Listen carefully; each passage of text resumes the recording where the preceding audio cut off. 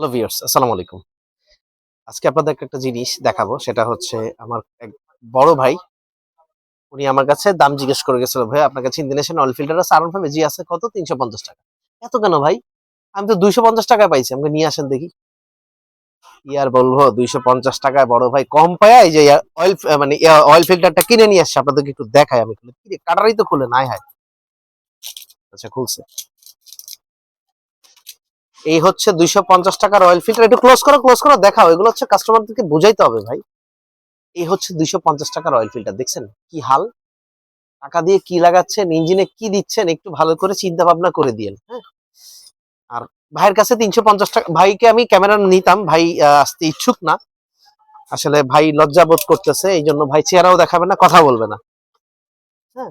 ভাই আমার সামনেই দাঁড়ায় আছে যদিও দেখেন। কোথায় লিভারপুল আর কোথায় ফকিরাপুল দেখছেন? ৩৫০, ২৫০ টাকা দিয়ে কি কিনছেন দেখেন। সো কাস্টমারদের কাছে রিকোয়েস্ট কম টাকা পায়া নাচানাচির কোনো সুযোগ নাই। নাচবেন তখনই যখন আপনার ইঞ্জিন ডাউন দিতে হবে একবারে। সো এইসব জিনিসগুলো আপনারা একটু খেয়াল করবেন। Thank you.